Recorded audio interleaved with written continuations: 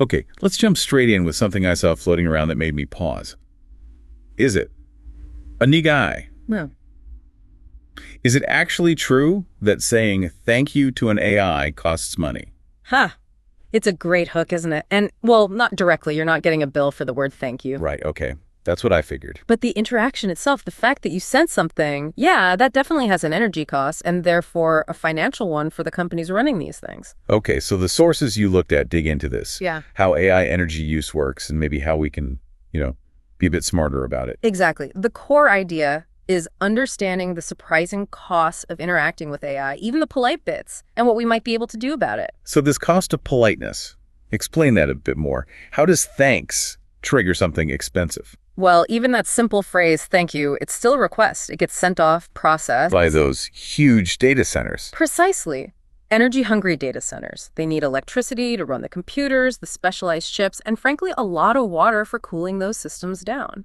I remember seeing a quote, maybe semi-serious, from Sam Altman at OpenAI. Yeah, that was interesting. He apparently quipped that politeness, just those extra phrases, might be costing them tens of millions of dollars a year in electricity. Tens of millions, just for pleasantries. That's wild. It kind of puts it in perspective, right? Every single interaction, no matter how small, adds a little load to the servers. It contributes to the overall energy bill. So is there like a figure? How much energy does a typical response take? For a powerful model like GPT-4, the estimate is roughly 0.14 kilowatt hours for every 100 words it generates. Okay, 0.14 kilowatt per 100 words. And think about how many millions, maybe billions of requests these systems handle daily. It all adds up very, very quickly. Again, it's not the word itself, it's the processing triggered by the interaction. Right, the whole process. So let's break that down.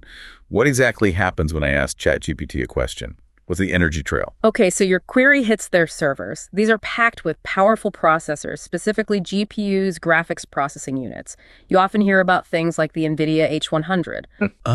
The GPUs. Yes. They're specialized for this kind of work. Exactly. They handle the really complex math involved in AI. And the good news is these newer generations, like the H100, are actually more energy efficient than the older ones. But they still use significant power. So how much power for just one sort of average question? The current estimates are hovering around 0.3 watt hours per average query. 0.3 watt hours. How does that compare to, say, a normal web search? It's way, way higher.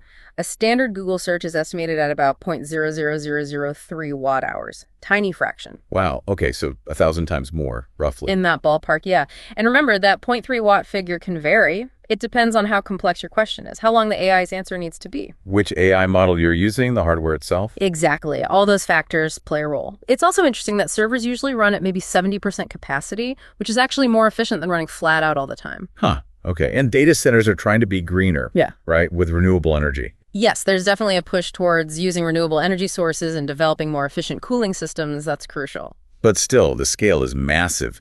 You mentioned billions of messages daily. Yeah, on ChatGPT alone, over 1 billion daily messages translates to something like 300 megawatt hours of energy consumption per day. 300 megawatt hours daily. Can you put that into context? That's roughly the amount of electricity used by about 27,000 French households in a single day. Good grief. That's substantial. And it's only going up, presumably. Projections suggest AI's overall energy consumption could double by 2026. Usage is just growing so fast, and we haven't even talked much about the water needed for cooling. That's another big environmental factor. Okay, so knowing all this, the big question is, what can we do as users? How do we minimize our own AI carbon footprint? That's the key question, and there are definitely things we can do. A big one is just optimizing our requests. Meaning? Being precise. Thinking through your prompt so it's clear and concise. Get the answer you need ideally in one go rather than lots of back and forth. Avoid those long, rambling conversations, maybe, including the thank yous and pleases. Yeah, exactly. If the goal is efficiency, then shorter, direct interactions are better. And also, maybe use a regular search engine if it's a simple fact check or something quick. Does it really need generative AI? Good point. Yeah. Choose the right tool for the job. What else? Think about the type of AI model. Some are lighter, less energy intensive. Models like Llama 3, for example, are reported to use roughly half the energy of the really big, complex ones. Okay, so choosing lighter models when appropriate. And maybe choosing providers who are transparent about their energy use and committed to renewables. That sends a market signal. Are there any sort of management habits we should adopt? It's probably good practice to delete old, unused conversations you have stored on these platforms. They still take up storage resources, which consumes energy. Didn't think of that. Digital clutter has a cost. It does. And more broadly, just prioritize using these powerful generative AIs for tasks where they genuinely add significant value, complex analysis, creative work, coding assistance, rather than simple stuff. So it boils down to being more mindful, more intentional. Pretty much. Awareness is key.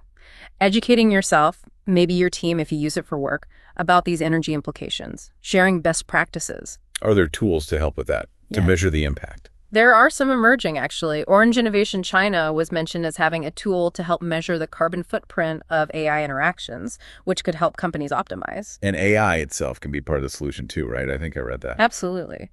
AI is being used to optimize energy-intensive processes, like improving truck loading and logistics to cut fuel use, or making electrical grids more stable when integrating intermittent renewables like solar and wind. Okay, so it's a complex picture.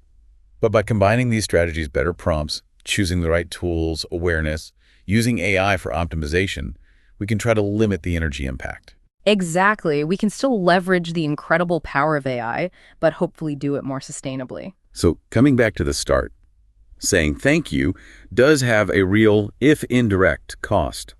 It really highlights the significant energy demands of AI and why conscious usage matters. It definitely does. And it leads to a bigger thought, doesn't it? Considering this environmental impact, how will our relationship and our way of interacting with AI need to change in the future? That is definitely something to ponder. This has been a really insightful deep dive. You've been listening to Le Podcast de Philippe.